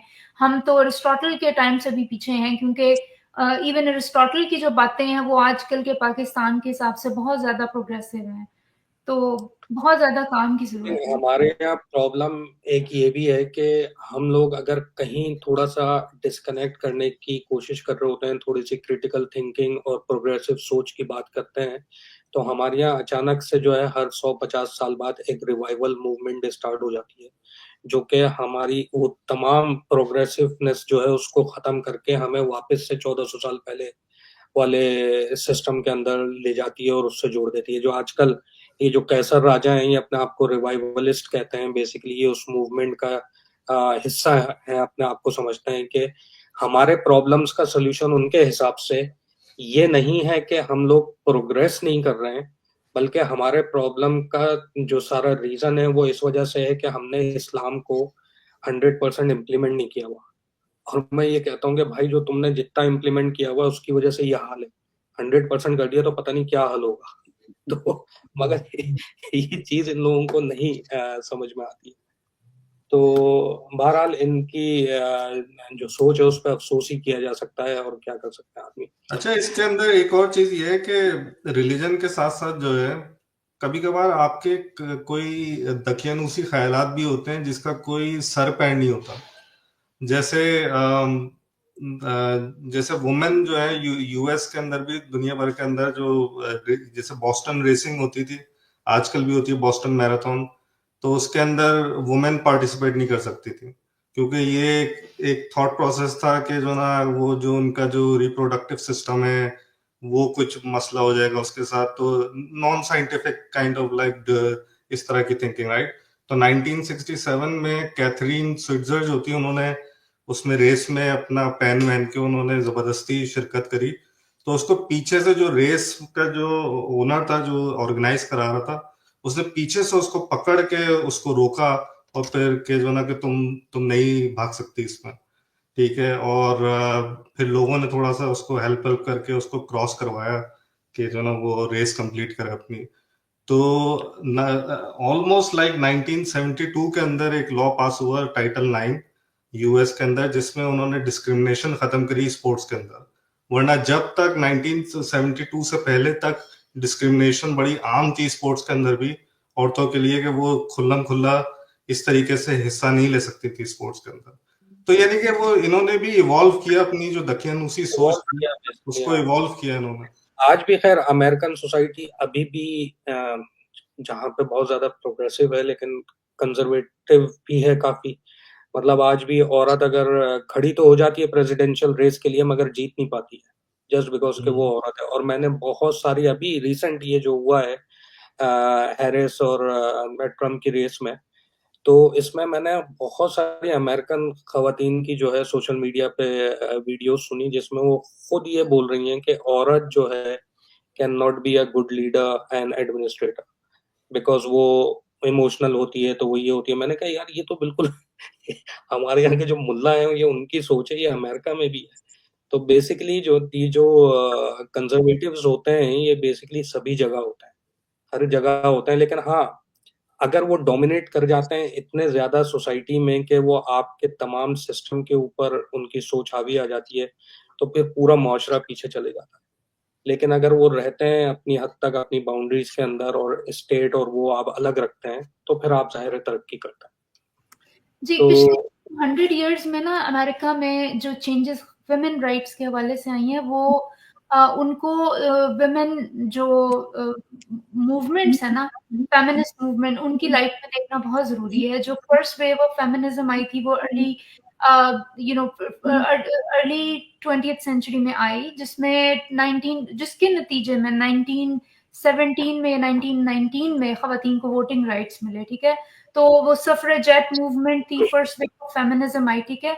उससे पहले क्या था, जो खवातीन थी वो बड़े लॉन्ग ड्रेसेस पहनती थी, और वो जब मैन वर्ल्ड वॉर 1 में गए तो खवातीन ने उनकी स्पॉट्स फिल करने के लिए जॉब मार्केट में आई, और जब वो आई तो वो इतने लंबे लंबे जो ड्रेसेस पहनती थी जो विक्टोरियन एरा के थे, वो उनके लिए कंफर्टेबल नहीं थे। तो उस वक्त के दौर की जो एक बहुत मशहूर फैशन डिजाइनर कोको शनैल, उन्होंने वुमेन के लिए जो स्मार्ट वर्क वेयर इंट्रोड्यूस कराया, जिसमें पैंट शर्ट्स थी और स्कर्ट्स थी। और उस जमाने में भी एक बहुत अनयूजुअल बात थी कि खवातीन पैंट शर्ट पहनेंगी, क्योंकि इसमें मोबिलिटी आसान है, अपने आप को कैरी करना आसान है, स्कर्ट्स, ठीक है। वो आज भी वो कोको शनैल का जो ब्रांड है वो अभी भी वो चल रहा है, शनैल का, आप देखेंगे ट्वीट स्कर्ट वगैरह चल रही हैं। उसके बाद जब second wave of feminism I तो उसमें खवातीन को उनके बर्थ राइट्स मिले, जो रू वर्सेस वेड का जो केस जीता गया। उसके बाद प्रॉपर्टी राइट्स मिले, उनको बैंक में अपने अकाउंट्स खोलने का राइट मिला। उससे पहले खवातीन अपने बैंक के अकाउंट्स नहीं खोल सकती थी, और ये हुआ वर्ल्ड वॉर 2 के बाद, जब खवातीन दोबारा मर्दों की स्पॉट्स फिल करने गई, मर्द जंगों पर चले गए। जब वो वापस मर्द आए, उन्होंने इन खवातीन को कहा कि तुम लोग जाओ अब घरों में बैठ के दोबारा हांडी चूल्हा करो, तो इन खवातीन ने इनकार कर दिया, और इसने किक स्टार्ट की थी सेकेंड वेव ऑफ फेमिनिज्म जो 1960s में आई। और उसके नतीजे में आप ये देखेंगे जो सेकेंड वेव ऑफ फेमिनिज्म जब 60s में और 70s में आई है, तो तब हार्वर्ड में खवातीन को भी क्लासेस अटेंड करने नहीं दी जाती थी मर्दों के साथ। उनके लिए एक अलहदा से स्ट्रीट के अक्रॉस एक अलहदा से इंस्टीट्यूशन था, या वो शाम को क्लासेस अटेंड करती थी। जो फीमेल टीचर्स थी वो मेल जो स्टाफ रूम्स थे वो यूज नहीं कर सकती थी। तो ये अमेरिका में इतनी ज्यादा जेंडर डिस्क्रिमिनेशन थी। तो ये आपको ये देखना होगा कि कैसे ये सोसाइटी को जो फीमेल फेमिनिस्ट मूवमेंट्स हैं ये आके लेकर चली हैं। और फिर आप देखेंगे कि उसी तरह रेसिप्रोकली पाकिस्तान में पैरेलल ये चल रहा था, जब फातिमा जनाल लेकर आनी थी, या जो है जो हमारी लॉयर थी आसमा जहांगीर, वो भी लेकर, जो सेकेंड वेव ऑफ फेमिनिज्म जब चली है तो 1980s में आसमा जहांगीर भी लीड कर रही थी पाकिस्तान में, क्योंकि वो इतनी पॉपुलर नहीं थी और जेंडर बेस्ड ऑपरेशन इतनी ज्यादा थी कि खवातीन ने आसमा जहांगीर को उस वक्त रियलाइज नहीं किया कि वो अपने वक्त से कितनी आगे थी। अब हम देखते हैं उनका काम तो हमारी आंखें फट जाती हैं कि कितनी ब्रेव वेमेन थी, कि she was standing there single, अकेली वो खड़ी थी। तो अब हम उनको रियलाइज करते हैं कि वो कितनी ब्रेव थी, वक्त से कितने आगे थी। बिल्कुल। और ये जो बात आपने की है, इस पे एक सवाल बेसिकली मैं देखता हूँ नॉर्मली लोग करते नजर आते हैं कि पाकिस्तान में तो औरतों को वोट डालने का हक भी है, प्रॉपर्टी के अंदर राइट भी है, बैंक अकाउंट खोलने का, आजादाना मूवमेंट का, हर चीज का राइट है, जॉब्स कर रही हैं, सब कर रही हैं। तो फिर पाकिस्तान में जो है ये औरत मार्च क्यों? तो इस पे मैं आपका पॉइंट ऑफ व्यू जानना चाहता हूँ कि इसके बारे में आप क्या कहेंगे, जब वहां पे हर किस्म के राइट्स जिनका हमने अब तक जिक्र किया वो औरतों को अवेलेबल हैं ऑलमोस्ट किसी ना किसी हद तक, तो फिर औरत मार्च क्यों? देखिए, औरत को अवेलेबल तो है, लेकिन क्या औरत उनको इस्तेमाल कर पाती है?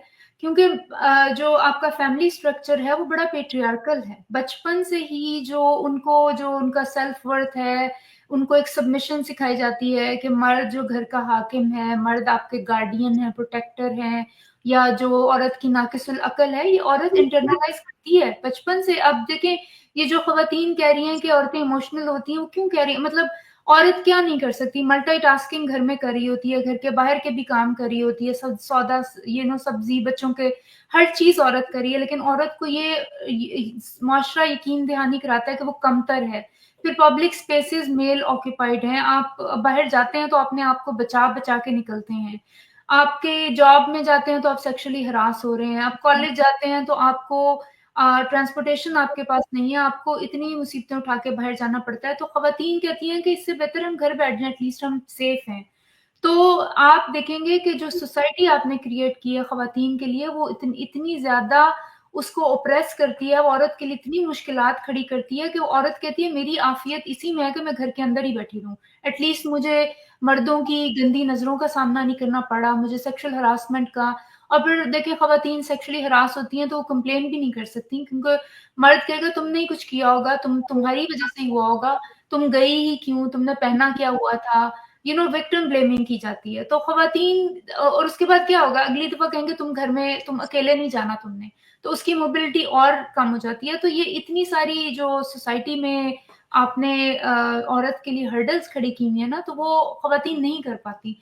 फिर एक जेंडर असाइंड रोल्स हैं, शादी भी हो जाएगी, बहुत पढ़ी लिखी डॉक्टर की भी शादी हो जाएगी, उससे एक्सपेक्टेशन क्या है कि उसने किचन संभालना, उससे बच्चे संभालने हैं। तो तो फिर औरत के लिए इसमें एडवांटेज क्या है, आपने इंसेंटिव उसको क्या दिया है। तो ये तो इंसेंटिव बेस्ड होती है ना, कि अगर आप जा रहे हैं आगे और अगर सोसाइटी आपको पुल डाउन कर रही है, आपको एक बुरी औरत का खिताब दे दिया कि इसने अपने घर को और बच्चों को तवज्जो नहीं दी। अब मेरी एक फ्रेंड थी, वो यहाँ पे पीएचडी करने आई और वो पाकिस्तान में अपने बच्चों को छोड़कर आई, क्योंकि उसको यहाँ पे एक फुल ब्राइट स्कॉलरशिप पे पीएचडी करने को मिलती है after you do your MBBS. तो ये बहुत बड़ी ऑनर की बात है, जेनेटिक्स में उसको मिली। पाकिस्तान में जेनेटिक्स में कितनी खवातीन है जिन्होंने पीएचडी की है। तो उसको क्या सुनने को मिला कि तुम सेल्फिश हो, तुम अपने आप को तुम समझती क्या हो, तुमने शौहर को और अगर यही उसका हस्बैंड पीएचडी करने आता है तो कोई भी उस आदमी को कुछ ना कहता, कहता कितना what a hero, what a role model. तो खवातीन के लिए जो इस सोसाइटी का देखने का जो स्टाइल है ना, वो बहुत डिफरेंट है, बड़ा मिसोजिनिस्टिक है। तो इंसेंटिव नहीं है, वो बहुत डिप्रेशन में चली गई थी और मैं उसको बड़ा उसकी ढारस बन थी कि इवेंचुअली तुम्हारे बच्चों का और तुम्हारे हस्बैंड का ही इसमें फायदा होगा, जब तुम पाकिस्तान वापस जाओगी तो तुम्हें बड़ी। और आज वो इतनी जबरदस्त उसकी पोजीशन है। तो और वो, लेकिन उस वक्त वो ट्रॉमा से गुजरी है जितने साल में। नहीं, ये तो है, और ये मैं आपकी बात से बिल्कुल मुत्तफिक हूँ। और इस तरह की जो सोच है, इवन जैसा भी आपने कहा कि अगर जैसे किसी औरत की तलाक भी हो जाए तो हमेशा हमारे माशरे में कंसिडर ये किया जाता है गलती औरत की ही होगी, चाहे वो किसी भी जुल्म के को सहते हुए उससे छुटकारे के लिए भी उसने अगर तलाक ली है, तो एक जो इमीडिएट थॉट आता है, इमीडिएट डिस्कशन जो होता है वो यही होता है कि गलती औरत की ही होगी, और फिर उसको दोबारा शादी करने में भी काफी प्रॉब्लम्स फेस करनी पड़ती है, क्योंकि वो तलाक याफ्ता है। एक तलाक याफ्ता आदमी को कभी भी प्रॉब्लम नहीं होती है एज सच। तो ये प्रॉब्लम्स हमारे माशरे में है, नो डाउट। इससे एक रिलेटेड सवाल है डॉक्टर मदिया आपसे, वो ये कि ये जो जितनी भी आपने बातें करी, वो तमाम बातें बहुत लॉजिकल हैं, वो तमाम राइट्स औरत को मिलने चाहिए, उस तरह की हर प्रोटेक्शन, सपोर्ट और सिक्योरिटी जो है वो औरत को मिलनी चाहिए जब वो घर से बाहर निकले और काम करे इज्जत के साथ। लेकिन जब ये औरत मार्च में इस तरह के नारे लगते हैं कि मेरा जिस्म मेरी मर्जी, इससे क्या मुराद है? क्योंकि इससे बहुत ज्यादा लोग जो हैं वो ट्रिगर होते हैं और इसको बहुत ज्यादा नेगेटिव लेते हैं, और उसकी वजह से वो जो औरत मार्च का पूरा जो कहना चाहिए कि उसको इस तरीके से पेंट कर देते हैं कि ये कोई बहुत ही गलत किस्म की डिमांड ये लोग कर रहे हैं।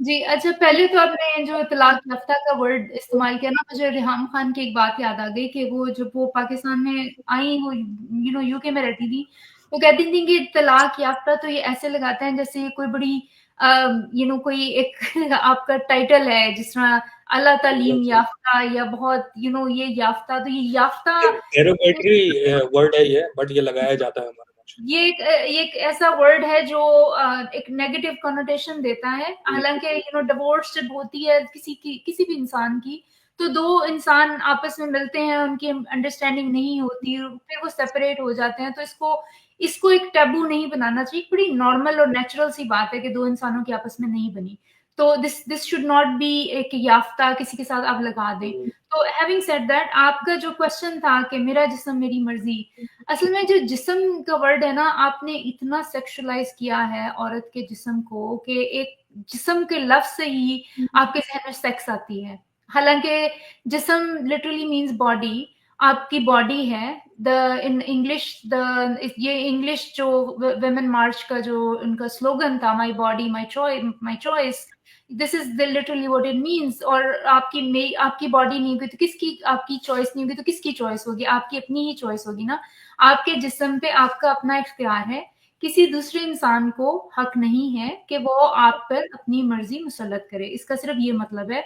और देखें, जिस तरह से अगर आपको कोई कहे कि मुझे कोई कहे कि तुम घर बैठ जाओ, तुम कल से हॉस्पिटल नहीं जाओगी, तो मैं कहूंगी माई बॉडी माई चॉइस, मेरा जिस्म है, मेरा इख्तियार है, मैं जो मर्जी करूँ, यू नो। इसके अलावा आप कपड़ों पे अगर कोई मेरे इतराज करे कि तुमने ये नहीं पहना, तुम बुर्का पहनो, तो मैं कहूंगी माई बॉडी माई चॉइस, मैं खुद डिसाइड करूंगी, मेरा अपना एक जहन है, अपनी मेरी एक इंटेग्रिटी है, मेरे अपनी, I mean I have my own, I can decide for my self, you know, मेरा जहन काम करता है। तो इसी तरह आपके यू नो जिस तरह अबॉर्शन है, जिस तरह बहुत सारी चीजें हैं जो आप अपने लिए खुद डिसाइड करते हैं कि ये आपकी बॉडी है। अगर अगर मेन को हम कहें कि मैं देखिए, सारे लॉज जो बनाए गए हैं वो खवातीन के जिस्म के मुतालिक हैं। कभी किसी ने ये नहीं कहा कि मर्दों की जो वेसेक्टमी कर दी जाए, ठीक है, क्योंकि men are going around and producing you know illegitimate children, so why don't we do vasectomy, ऐसा कोई लॉ नहीं है। लेकिन औरत की बॉडी के मुतालिक आपने लॉज बनाए हुए हैं। तो इससे अंदाजा करें कि ये जो जेंडर बेस्ड ऑप्रेशन है वो, ये पेट्रियार्की की रूट्स कितनी डीप हैं। कोई भी लॉ मेल बॉडी को रेगुलेट करने के लिए आज तक दुनिया में नहीं बना, क्योंकि लॉज बनाने वाले मर्द हैं। तो इसलिए खवातीन ने ये जो राइट्स के किया था, उसी के बाद जो सेकेंड वेव ऑफ फेमिनिज्म है, उसी के बाद जो बर्थ कंट्रोल पिल्स भी आई थी मार्केट में अमेरिका में, वजह ये थी कि खवातीन प्रेग्नेंट हो जाती थी और वो फिर अपनी जॉब को परस्यू नहीं कर पाती थी। तो आज जब ये बर्थ कंट्रोल पिल्स आई थी, तो उसकी वजह से खवातीन could monitor their own bodies, they could decide when they want to have families, when they don't. So इससे अंदाजा करें कि औरत को अपने जिस्म पर इख्तियार मिला बर्थ कंट्रोल पिल से। इतनी छोटी सी एक चीज ने औरतों की जिंदगी को चेंज कर दिया। तो literally this is what it means. लेकिन पाकिस्तान में कोई समझना नहीं चाहता। औरत के जिस्म का लफ्ज आता ही उनके जहन में सेक्स आती है, because women are perceived as sex objects, they not perceived as a human. Like आप एक मर्द हैं और आपकी राय की बड़ी अहमियत होगी, लेकिन वही बात, जो बात मैं कर रही हूँ, अगर आप कहेंगे तो लोग आपको ज्यादा सुनेंगे। और जो मेरी बात है वो ठीक है ना। ये जो जिस्म से जो कह रहे हैं, मेरा जिस्म मेरी मर्जी से जो है, तो ये सेक्सुअल ऑब्जेक्टिव लगता है, उसकी वजह है ना। उसकी वजह ये है कि कुरान में जो हूर का कॉन्सेप्ट दिया गया है, और हूर के बारे में जो माशाल्लाह तारिक जमील साहब और दूसरे मौलाना साहब जो डिफाइन करते हैं औरत को, तो वो बेसिकली उसकी बॉडी पार्ट्स को और उनको वो जो है वो बता रहे होते हैं।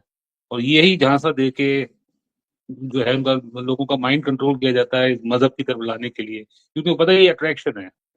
तो ये जो मेंटेलिटी बनी है, ये बेसिकली देखा जाए इसमें, इसके पीछे भी मजहब ही है।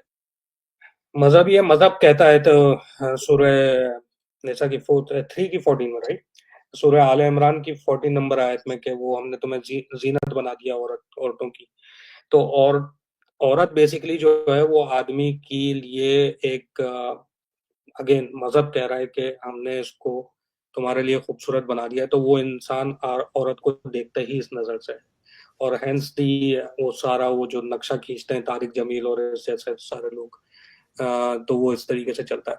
अच्छा, इसी से रिलेटेड एक सवाल डॉक्टर मदिया अगेन आपसे, कि जब हम बात करते हैं पैट्रियार्कल सोसाइटी की और इस सोच की और मिसोजिनिस्ट बिहेवियर और सोच की, तो जब हम औरतों के हुकूक की बात करते हैं, हम सबको ये चीज क्लियर है, बट फॉर नाज़रीन के लिए मैं भी पूछना चाह रहा हूँ आपका पॉइंट ऑफ व्यू, कि जब हम औरतों के हुकूक की बात करते हैं, तो क्या हम एक एक्सट्रीम से दूसरे एक्सट्रीम की तरफ जाने की बात कर रहे हैं, कि जहां पे औरत को बिल्कुल उसी तरह की जो है, जैसे मर्दों को पैट्रियार्कल सोसाइटी के अंदर सारे हुकूक हासिल हैं, वो औरत को एक घर के अंदर हुकूक हासिल हो जाए, वो डोमिनेट करने लग जाए हर चीज में, हर फैसले में? क्या इसका ये मतलब है?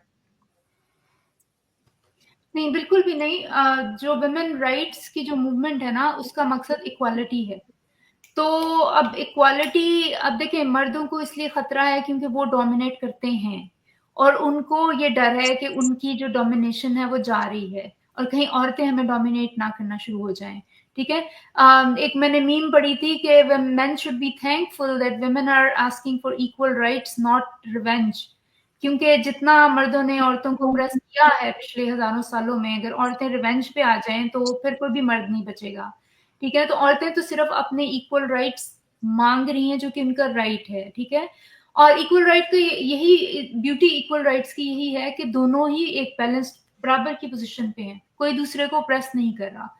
तो इसलिए मर्दों को मर्द इसलिए थ्रेटन फील करते हैं कि उनको ये जाता हुआ नजर आ रहा है, उन्हें ये डर है कि कहीं औरतें डोमिनेट करके हमें ऑप्रेस ना कर दें, जो कि ऑपरेशन तो मैं वैसे ही गलत समझती हूँ। किसी को भी किसी पे डोमिनेट करने का, ऑप्रेस करने का राइट नहीं है।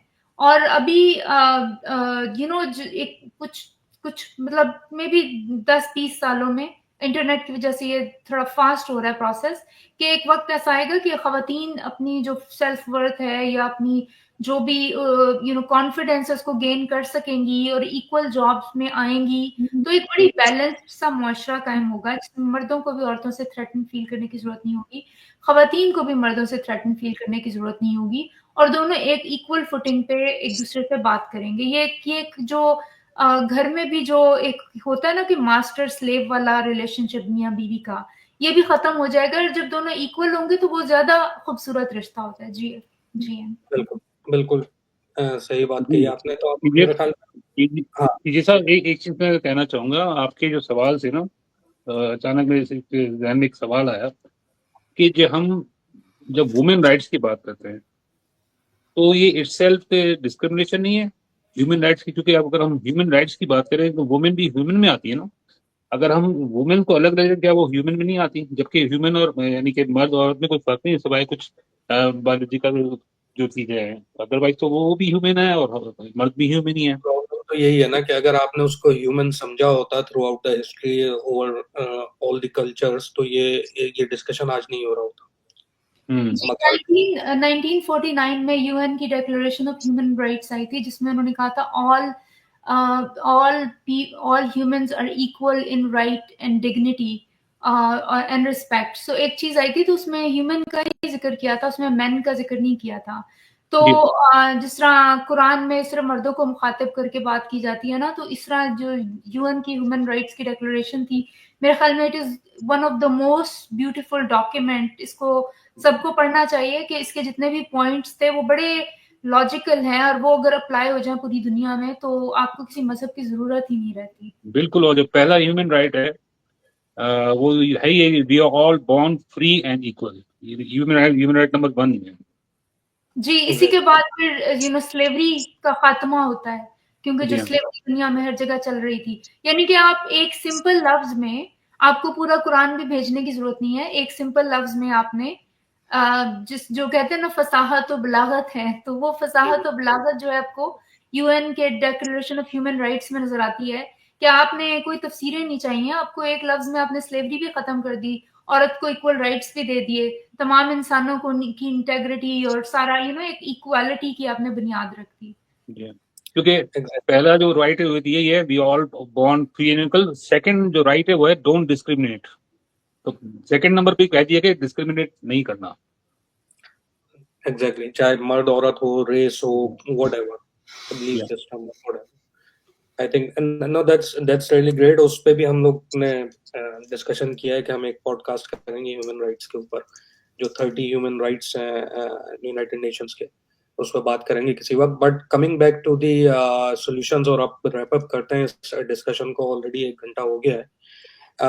तो अगर हम सॉल्यूशंस पे आए, मैंने आपकी कुछ पॉडकास्ट देखे डॉक्टर मदिया, और उसमें पता नहीं आपका था या किसी एक आपके पार्टिसिपेंट का एक कमेंट था कि औरत खुद जिम्मेदार है, मतलब मैं इसको पैराफ्रेज कर रहा हूँ अपने अल्फाज में, कि वो जो उसके साथ जुल्म ज्यादती हो रही है उसको सपोर्ट करके एक पाकिस्तानी मुस्लिम मुआशरे में औरत काफी हद तक खुद जिम्मेदार है इस तमाम ज्यादतियों की। मुझे थोड़ा-सा इस बात में इख्तिलाफ है, अगर तो ये सही मैं समझाऊँ और मैं इसको सही बता रहा हूँ। वो ये कि औरत क्योंकि मजबूर है, वो उस माशरे के अंदर रह रही है, उस पैट्रियार्कल सोसाइटी में, कि वहाँ पे उसकी सोच भी उसकी अपनी नहीं है। तो अगर वो उस ऑपरेशन की वजह से, अगर वो सिर्फ़ मर्द की वैलिडेशन हासिल करने के लिए, उसकी उसकी नज़रों में अपने आप को मनवाने के लिए अगर वो उसकी सोच का साथ दे रही है, तो आई थिंक वो खुद बज़ाते खुद जो है उस ऑपरेशन की वजह से है, ना कि वो वाक़ई सोच समझ कर, क्रिटिकल थिंकिंग अप्लाई कर कर और अपने हवासों में जो है वो ये फैसला कर रही है। आप क्या कहती हैं इस पे? जी, नहीं, मेरा ख़्याल है कि मेरी तो ये नहीं होगी बात, क्योंकि मैं कभी भी आपने मैंने इसलिए कहा कि एक पार्टिसिपेंट था। अ, हो सकता है किसी ने कमेंट किया हो, लेकिन ये भी कमेंट आउट ऑफ फ्रस्ट्रेशन ही आता है कि ख़वातीन के साथ इतनी ऑब्वियस ज़्यादती हो रही है और वो क्यों कुछ नहीं करती हैं, क्यों नहीं ज़ुल्म के खिलाफ बोलती। 1988 में डेनिसन कैंडियोटी ने एक टर्म इंट्रोड्यूस की थी, इसको कहते हैं बार्गेन विद पेट्रियार्की। इसके अंदर इसका मतलब ये है कि एक पेट्रियार्कल स्ट्रक्चर के अंदर रहते हुए ख़वातीन देखती हैं कि कौन-सा बिहेवियर पेट्रियार्की रिवॉर्ड करती है, और पेट्रियार्की रिवॉर्ड करती है सबमिशन को। औरत की, अगर कोई औरत अपने घर में एक बड़ी घरेलू और घर गृहस्थी करती है, शौहर का ख़्याल रखती है, बेज़ुबान है, बच्चे पे बच्चा पैदा किए जाती है, अपने करियर को सैक्रिफाइस करके घर में, जिस तरह मेरी फ्रेंड तो बाहर आ गई, इस बिहेवियर को रिवॉर्ड नहीं किया गया। लेकिन अगर वो अपना करियर छोड़ के घर बैठ जाती, तो जो पेट्रियार्कल सोसाइटी है इसको बिहेवियर को रिवॉर्ड करती। तो ख़वातीन देखती हैं कि कौन सा बिहेवियर उनको फ़ायदा देता है, उनको एक पेडेस्टल पे सोसाइटी बिठाती है, और पेडेस्टल पे इन्हीं औरतों को बिठाएगी जिनको अच्छी औरत का खिताब देती है। और वो अच्छी औरत बनने के चक्कर में औरतें जो हैं अपनी ही जेंडर के अगेंस्ट, अपने ही राइट्स को दे submit and they give up their own rights, and this is called bargaining with patriarchy. In order to benefit from a patriarchal system, आप कोई ऐसा एक तरीका निकालते हैं कि आप उस सिस्टम के अंदर रहते हुए ही एक अच्छा ऊंचा स्टेटस हासिल कर सकें। तो इसमें ख़वातीन जो है बेसिकली एक शिकंजे में फंसी हुई है, और आपने उसके अंदर रहते हुए अपने आप को सर्वाइव करना है, अपने आप को वैलिडेट करना है। फिर वो उस मेल वैलिडेशन के चक्कर में 4 शादियों को भी प्रमोट करती नज़र आएँगी। जिस तरह आजकल आपको नज़र आता होगा, डॉक्टर नबीहा हैं, जो आपको उनकी एक के बाद एक टॉक शोज़ में वो बैठी नज़र आएँगी, और वो पॉलीगमी को इंट्रोड्यूस कर रही, ग्लोरीफाई कर रही हैं, मर्द की 4 शादियों को ग्लोरीफाई कर रही हैं, और अच्छी औरत, बुरी औरत का कॉन्सेप्ट दोबारा से ग्लोरीफाई कर रही हैं, तो these are called token women, के एक पेट्रियार्कल सोसाइटी में ये ख़वातीन जो हैं बैठी हुई हैं और मर्दों की खुशनुदी वैलिडेशन हासिल करने के लिए कि देखो मैं कितनी, I am a good women, देखो मैं तुम्हारे ही जो राइट्स हैं उनको प्रमोट कर रही हूँ, तो मुझे और क्रेडिट मिलना चाहिए। तो पेट्रियार्की उसको रिवॉर्ड करके उनको, वो टीवी पे बैठी हैं और जो पेट्रियार्किया उनको स्टेट प्रमोट कर रही है, so she is being rewarded for that. So मैं औरतों को इसलिए, मेरा ख्याल है कि अगर आपने इस पेट्रियार्कल स्ट्रक्चर को स्मैश करना है, तो हमें प्रोग्रेसिव मर्दों की, मेल एलाइज की जरूरत है, जो औरतों को साथ मिलकर उनको कंफर्टेबल कराएं कि वो थ्रेटन फील ना करें कि अगर वो इससे निकलेंगी तो उनको सोसाइटी रिजेक्ट कर देगी। जिस तरह मैं निकली, मुझे ज़ाहिर है मुझे बहुत सारी रिजेक्शन मिली है सोसाइटी की तरफ से। मैंने तो बल्कि अपनी वाइफ को दावत दी थी कि इस पे आगे बात करें, मगर वही सोशल सर्कल का जो प्रेशर और वो एक चीज है कि अगर आप आए और इस टॉपिक पे So because जो मुझे तो ऑस्ट्रेसाइज कर दिया गया है, तो आपको ये सब कुछ, you should be brave enough to face all this. Not all women can do that. Not all women are expected to do that. It's not all women are capable of doing that. So इसलिए औरत को तो मैं कभी भी blame नहीं करती. Exactly. No, that's really good. और अब when we are talking about solutions, I think एक मेन सोल्यूशन जो मुझे नजर आता है वो ये है कि हमें औरत से ज्यादा मर्द को एजुकेट करने की जरूरत है इन तमाम मामलात के ऊपर, जिसके अंदर ह्यूमन राइट्स, जिसके अंदर विदाउट डिस्क्रिमिनेशन, जैसा आप लोगों ने कहा, तमाम ह्यूमंस को बराबर समझें, बराबर के राइट्स दें, प्लस उसको मजहब की और कल्चर की एक सही फ्रेम में रखने की बेसिकली उसको एजुकेशन देना ज़रूरी है कि भाई आप अपने मज़हब और कल्चर पे फ़ख्र करते रहें, फ़ॉलो करें उसको जैसे भी दिल चाहे, मगर उसको जवाज़ बनाकर औरत को सप्रेस ना करें। तो आई थिंक ये एजुकेशन मर्द को देना ज़रूरी है बहुत ज़्यादा, क्योंकि मर्द अगर एजुकेट होगा तो वो अपने घर की बेटी को, अपनी बीवी को, अपनी बहन को जो है वो ये सारी आज़ादियाँ देगा और उनके ऊपर से वो ऑपरेशन ख़त्म करेगा, क्योंकि वो पहले घर से ही स्टार्ट होता है और फिर घर ही मिलकर इनफरादी लोग मिलकर ही एक मुआशरा तश्कील देते हैं। तो जब तक इनफरादी सोच नहीं बदलेगी मर्द की, जब तक कि आपके मुआशरे की सोच नहीं बदल सकती। तो इसी सॉल्यूशंस पे अगर आप लोगों ने और कोई कमेंट देना है, ऐड करना है इस पे जेल भाई? मैं इसमें कहूंगा कि जैसे टीजी भाई आपने बिल्कुल सही कहा कि एजुकेशन है, लेकिन इसके लिए आपको ऊपर से जो है ये काम करना पड़ेगा, गवर्नमेंट लेवल से करना पड़ेगा। जब अब इसकी मिसाल ले लें ना तमाम मुस्लिम ममालिक की, तो उसकी टर्की एक हमारे लिए एग्जाम्पल है। टर्की में जब कमाल अतातुर्क आया तो उसने किस तरह टर्की को पूरा चेंज किया, बाय फोर्स किया, कुछ भी किया, लेकिन ये ऊपर से जब चीज आई तो फिर आहिस्ता आहिस्ता जो है नीचे लेवल पे आती है। हम जितनी भी हम ये जो हम कोशिश कर रहे हैं ये हम एजुकेट ही कर रहे हैं बेसिकली, चाहे मर्दों को या औरतों को या बच्चों को, लेकिन ये इस चीज के लिए हमें ऊपर लेवल पे जाके जो है फिर ये चीज इम्प्लीमेंट हो सके। माजरत के साथ बात तो आप ठीक कह रहे हैं, लेकिन ये ऊपर से आने वाली चीज जो ना पाकिस्तान जैसे माशरे में आई डोंट नो कैसे होगी, क्योंकि वहां पे डेमोक्रेसी तो है नहीं, वहां पे तो सऊदिया सऊदिया आपके सामने मिसाल है, इस वक्त सऊदिया किस तरह जो है वो और इंडिया ने आपको तो 1980 की दहाई में जिहाद में घुसेड़ दिया और ये तमाम मदारिस बना के और जिहादी बना दिया पूरी कौम को।